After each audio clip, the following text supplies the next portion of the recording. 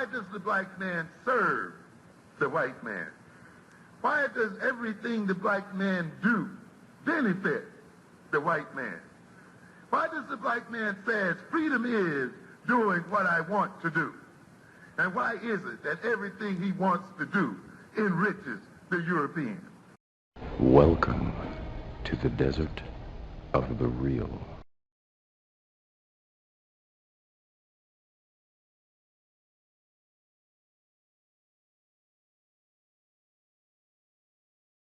One thing I want to talk about that was kind of irritating me, and this has really nothing to do with the viewing of the movie, but just the way that people are using this film for their own personal agenda. Like, it's just annoying to me. Like, I've noticed a lot of these right wingers are using it, and then like the people who want to be like the anti woke crowd is using it. And I'm like, come on, can we just seriously? I haven't seen that yet. How the heck is anybody using this for a personal agenda? Yeah, it's crazy. I mean, how is that possible though? What are they saying? Basically, it's like, oh, because it's a foreign film. Oh, this is putting Hollywood is dead. It's putting Hollywood to shame. Oh, that crap. Fuck Marvel and all this other stuff. I'm like, what the hell is wrong with you people? This is that one movie to be falling into that category of like discussion, man. I guess we got to use subs now. And I want to speak on this. This I definitely want to speak on because I haven't spoken on it publicly. But I want, and this is specifically for these so-called Marvel fans, these comic book fans. I want them to understand this because a lot of them are just fucking morons. What Marvel did over a 10-year period is unprecedented in the history of Hollywood. Do you know how hard it is to get $1 billion film? And they were racking them up. Marvel came up with the cheat code to make $1 billion blockbusters. Nobody ever did that. So you had a 10-year run where it was $1 billion film after $1 billion film. And now, instead of $1 billion film, it's 400 million. Oh God, they're dead. No, they're a regular fucking movie studio. You guys got so spoiled that you think that everything has to be a hit. That's not how the world works. Studios would kill to have a $400 million film. Oh, are you kidding? Most studios would kill to have the crumbs off their table. Thank you. It's like they just got so spoiled by what Marvel was doing that they thought it was normal. No, it was abnormal. That 10-year run was abnormal. That's not how Hollywood works. Yeah. I would argue that the two of the biggest franchises in history, especially in the sci-fi realm, are Star Trek and Star Wars, and neither of them did that. Right. Over a 50-year period. Wow. Right. Kevin Feige is the most successful producer in Hollywood ever.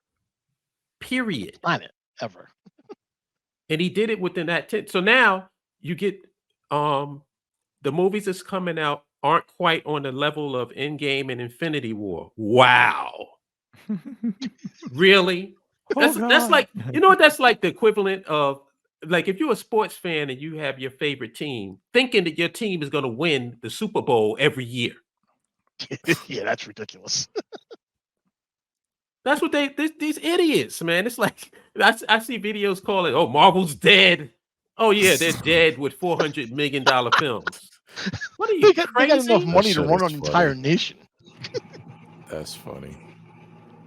So that's the part that's annoying. Well, you see, I made a comment about that on Facebook because I don't know that most of those people actually even believe. I'll tell you honestly, I think a lot of it is just they're making money off of clickbait. There's that Chicken Little syndrome where people you want to be the one to predict the doom and gloom, and that way if it happens, they say, "See, I was right," and everybody could think how smart they are. Like, wow, figure it out.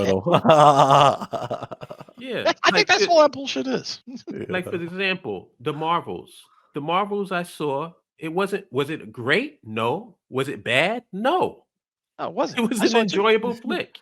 It was nothing, and there was nothing in there about there was anti-man or any of that. It's like that movie was a victim of all of this bullshit. and more specifically, Brie Larson. For some reason, there's such hate and vitriol over Brie Larson. I have yet to be able to figure out why. I don't did get a video on it, Eric. I'll send it to you. I did a video on it. You know what? I didn't know that. This is what it is. Brie Larson represents that girl in high school that they could not get. Oh wow. I could totally buy that. Yep, a hot chick that they could not dig. She doesn't know that they. And the crazy part about it was, the first movie she did, they tried. There was this guy called The Quartering. He did 100+ videos against Miss Marvel and Brie Larson. And guess what? The movie made $1 billion. She doesn't even know he exists, which is sort of similar to what was going on in high school. Wow. That makes perfect sense. I gotta say that makes perfect sense. There you go. That's all it is. These guys are, oh man. But the Marvel fans are starting to turn into Star Wars fans, and you know how that is. Well, I'll posit this. Let me give a kind of a sideways rebuttal, though not really a rebuttal.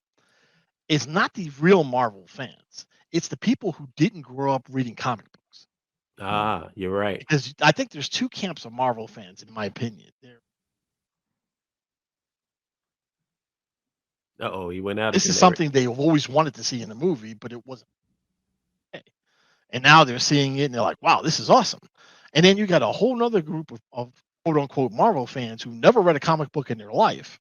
So they don't get context. They don't understand the history. They don't understand the point behind some of these characters and stories. And these are the ones that are going there and they're the woke police. Every time they see a female character, they're like, oh, it's woke, like they did with Thor, with the female. Like, dude, female Thor was in the comic book back in the 80s. They didn't come up with this because of wokeness. It's like, this is the comic book. This is in She-Hulk, another one where everybody lambasted She-Hulk. Oh, she's better at everything than Hulk was. It's like, that is actually the story. And it's not because she's a woman. It's because the gamma rays affected her differently than it did cousin. And people didn't get that because they didn't read the comic book.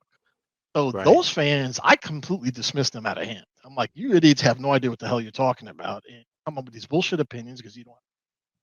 I read the comic books as a kid, so all the way through high school, and to me, I was like, okay, yeah, this is exactly what I expected.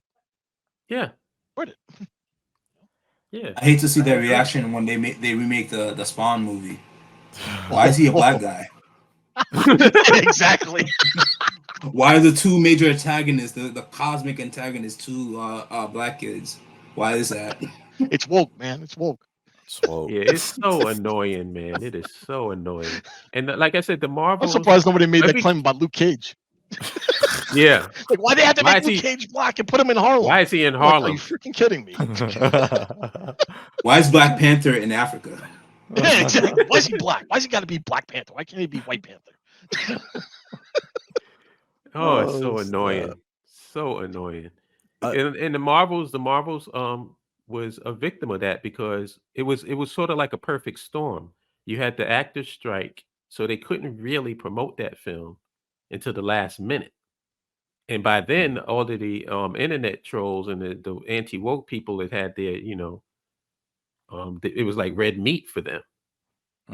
You got 3 women? Oh shit! Not only is it one, you got 3 chicks in the movie.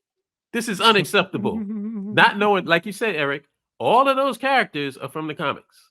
Yeah, and all of them, and it cracks me up when I see this shit because, like, you could tell within 10 seconds of somebody making one of these videos of them running their mouth. Okay, you didn't read the comic book. I mean, just right off the hand, you can dismiss it.